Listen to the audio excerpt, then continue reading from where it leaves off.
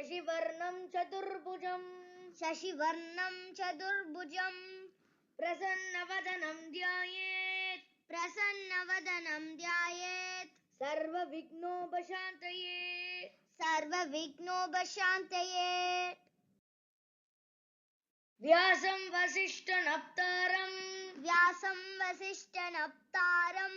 शक्ते पौत्रमकल्मषम् पराशरात्मजं वन्दे शुकतातं तपोनिधिम् व्यासाय विष्णुरूपाय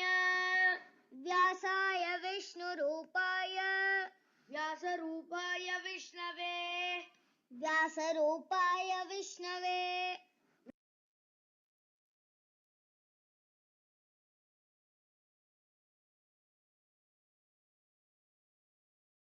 अविकाराय शुद्धाय नित्याय परमात्मने सदैकरूपरूपाय विष्णवे सर्वजिष्णवे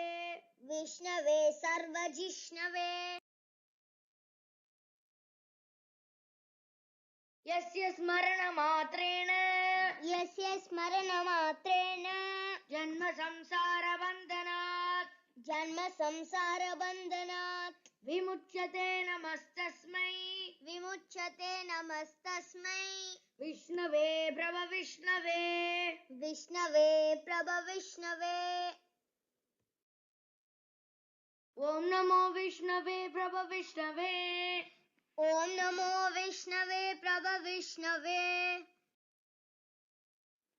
श्रीवैशम्पायन उवाच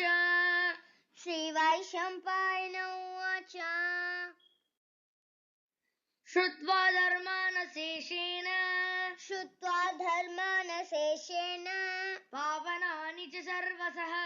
पावनानि च सर्वसः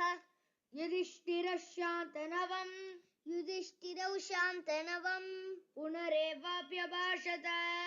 पुनरेवाभ्यभाषत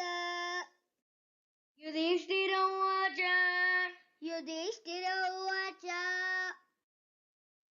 किमेकं दैवतं लोके किं वाप्येकं परायणम् स्तुवन्तः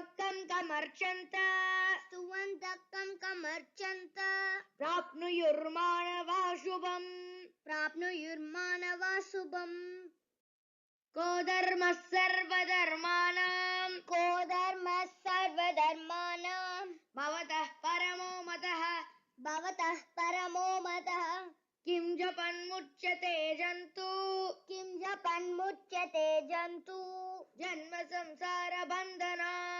जन्म संसारबन्धनात्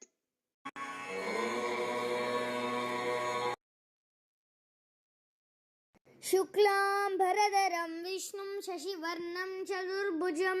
प्रसन्नवदनं ध्यायेत् सर्वविघ्नोपशान्तये व्यासं वसिष्ठनप्तारं शक्ते पौत्रमकल्मषं पराशरात्मजं वन्दे शुकतातं तपोनिधिम्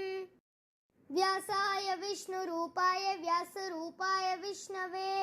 नमो वै ब्रह्मनिधये वासिष्ठाय नमो नमः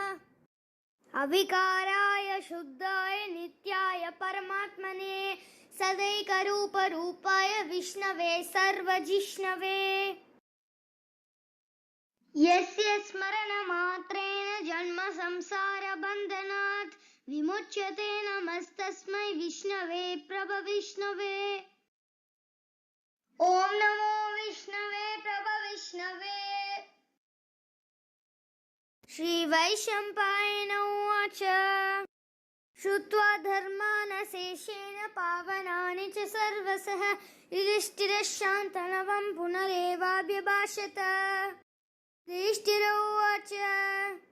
किमेकं दैवतं लोके किं वाप्येकं परायणं स्तुवन्तः कमर्चन्त प्राप्नुयुर्मानवा शुभम् को धर्मः सर्वधर्माणां भवतः परमो मतः